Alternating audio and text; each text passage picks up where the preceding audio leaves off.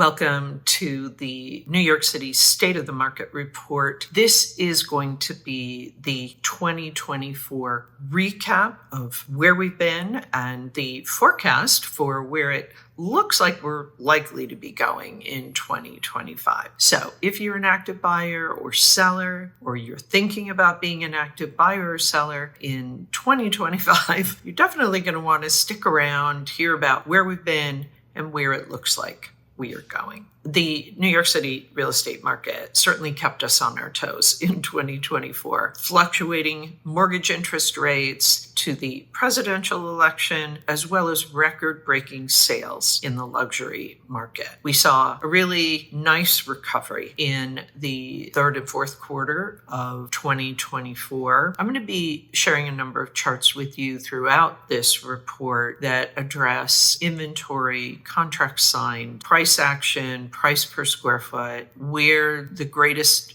demand seems to be, or where the greatest demand seemed to be for 2024 beyond price point, more by, let's say, neighborhood. But let's start with a kind of a top-down approach here. And we'll start with the luxury market recap.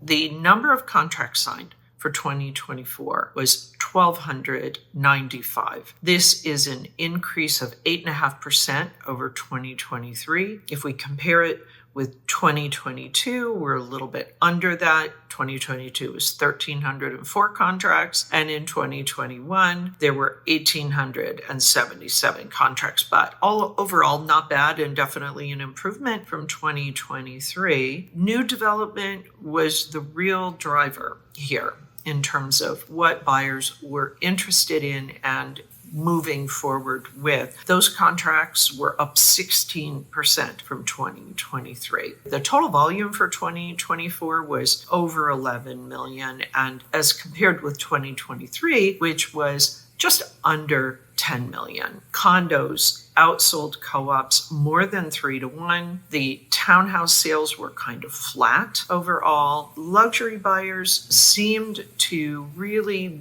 want the freedom that condominium ownership offers them. They were also really after the new construction, just brand new, no work needed there. And they also were interested in a lot of amenities. All these things are in that new development bucket. The luxury market in 2024 was really powered by the wealth of the top 1% and the stock market, as well as an anticipated high bonus season.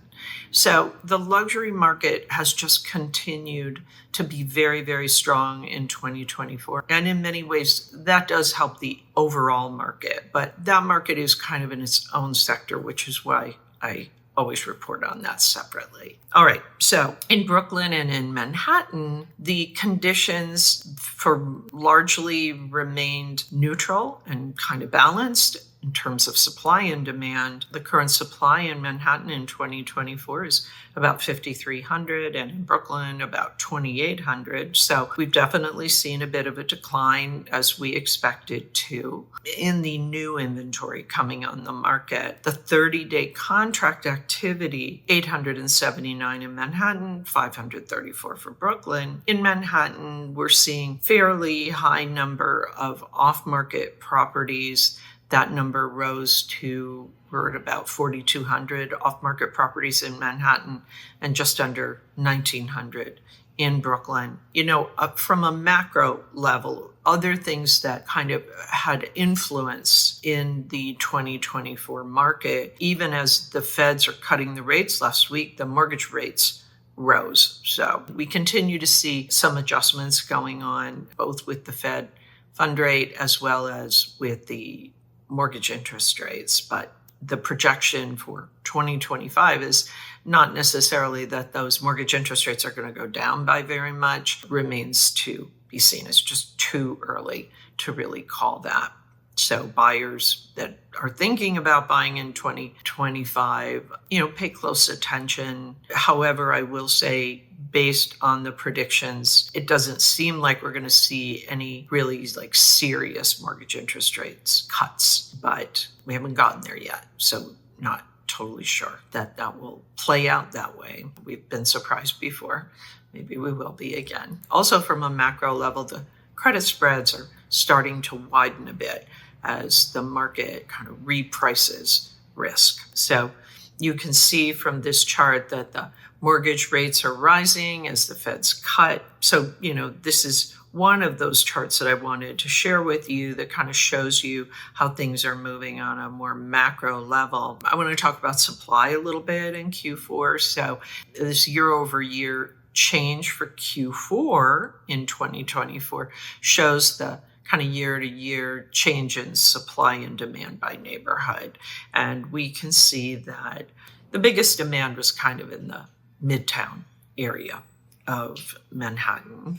We saw the demand was not really gangbusters anywhere. We've seen some pullback in supply in some of these neighborhoods. But if you're interested in kind of seeing how the supply and demand by neighborhood played out in 2024, you're going to want to take a little harder look at this chart. The market pulse for Q4, meaning kind of what is going on in this market, we see that 2024 is kind of in the middle of things. If you compare it with previous years going back to 2014, 2024 is kind of in the middle.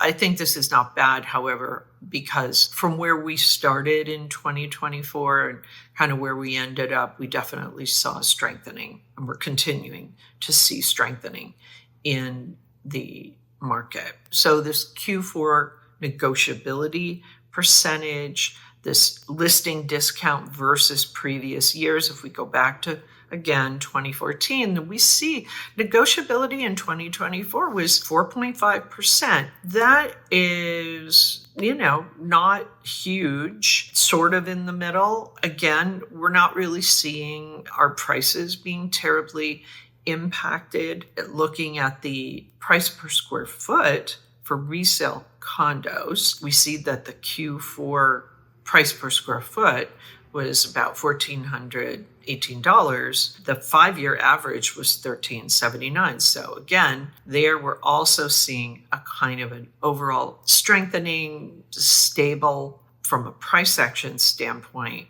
Looking at the days on market, the time to sell basically versus for how long it took for properties to sell versus previous markets. In 2024, we were kind of, in the middle there somewhere. The 5-year average is 81 and 2024 is 82 days on the market. Typically, if something is priced well, it will go within the first couple of weeks. It doesn't always hold true. There are a lot of variables, as you've heard me say previously, so it isn't really definitely a hard fact. Looking at the listing climate, we see that in 2024, we are now just above where it's a very, very difficult listing climate. We're at 1.5. Again, kind of in the middle there. The 5-year average is 1.23. We're at 1.5. We've had some difficult years. We've had a stretch of difficult years. Certainly, I would say it started even a little before COVID. So we've really taken a hit in the New York market. Interestingly, as you saw from the previous chart, prices have not been dramatically affected. Listing climate is beginning to improve. We're just above the, very, very hard market to sell in. However, make no mistake, this is a challenging market for certain property types, more so than others. The Q4 market pulse versus previous years, 1.7, 5-year average being 0.062. So we're a little above neutral, meaning we're kind of moving to favor the sellers a bit. Again, sellers, don't get out over your skis here. It is a very sensitive market. Make sure you're in alignment when it comes to pricing if you're thinking about selling or you are currently on the market. The Q4 contract activity, the deal activity versus previous years, shows 2024 to be in 4th place. And that is not so very bad. We've seen this is part of this recovery that we're looking at. And this information, Q4, is really for the previous few months. It isn't even the current measure. I would not be surprised to see when we get the data in April for Q1 of next year, if we see that this quarter, Q4, was actually even stronger than what we're seeing here, this 2687. Again, this is an estimated number. So if we want to just kind of take a quick snapshot look, recap it, if you will. This is for Q4 data. Again, Q4 means actually what happened 3 months ago. So don't take this as the final word on what the end of the year held for us. But if we look at this median sale price in Q4 2024, we see $1,137,000. That is a percentage change quarterly of minus 4.2, and year over year change, it is just under 1%. The average sale price, $2,058,266. Quarterly change up 1%, year over year up 2%. Median price per square foot, $1,382. That is down just a smidge over 1% and down less than 0.1% for the year. So kind of a wash there. The average price per square foot, $1,534. That is down just under 1%. And for the quarter and year over year, down 3.3%. So sum it up, nice recovery in 2024, price action holding steady. If we compare 2024 to the last decade, we can see that, we're kind of in the middle somewhere. So this is not bad news for us. And there are some indicators that we are heading into a further strengthening market for 2025. So the recovery of 2024 should bode well for 2025. With regard to inventory, we should begin to see some more new listings as we move into the listing season of the spring. And next year, it probably will start perhaps sometime in March, possibly late February, but more likely March. This will definitely help with growth because if many sellers, unless they're leaving the city, will also be buyers. And so we'll have kind of more buyers and more sellers in the market. That might mean, however, it could become a trickier market for buyers because of what I just said. There may be more buyers competing for properties. The listing climate has improved. As I said, it is still challenging. If you are someone who is currently on the market and you have been on the market for over 30 days, let's say you've been on the market for 90 days, it's definitely your price. You're going to want to make an adjustment if you want to get your deal done. You also have another option, and that is to kind of come off the market until the spring, see if that is a market that will help you get the price that you are currently asking for your property. If you are not yet on the market and you're preparing for that, this is a great time to be doing that planning. Make sure you address anything that needs to be done in terms of having to do with the condition of your property. If you need to paint, if you need to stage, if you need to edit. I would not really advise doing a lot of renovation because most buyers have their own taste. So I wouldn't bother with that, but I would say certainly freshen it up, declutter, and make sure that it's very clean and it is priced for the market, and make sure that it's priced for the market. You basically are trying to position yourself as best in your category. Days on the market for 2024, 82 days is the average. It fluctuates, of course, but if you're trying to get an idea of what to anticipate, that kind of gives you an idea of what the average has been. Not sure where that goes for 2025, but we know where we were.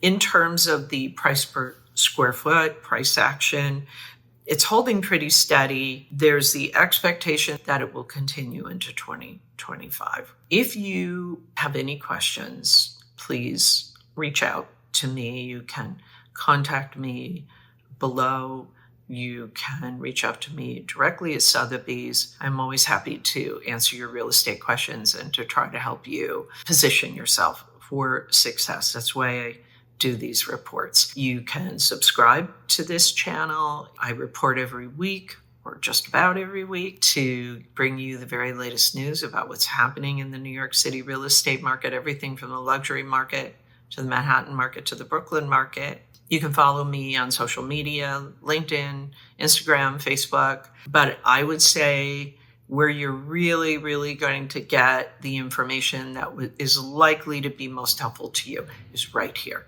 on this channel. I definitely feel that the New York City market is a very dynamic market. It can be very challenging. It does help to have a deep understanding of how things work here, and that's where I come in. And if you would like my help, please do reach out. Always happy to help you. So now you have a bit of an understanding of where we've been in 2024, the changes in the market as we went through the year, the strengthening of the market. We're turning the corner now going into 2025. And there are lots of reasons to think that is going to be a very good market, at the very least, a continuation of the improved market that we saw in Q3, Q4 of 2024. My thanks always to Urban Digs and the Olshan Luxury Report. The work they do helps me to help you to make great decisions. I will be back with the very latest news on what is happening in the New York City real estate market. In the meantime, take care.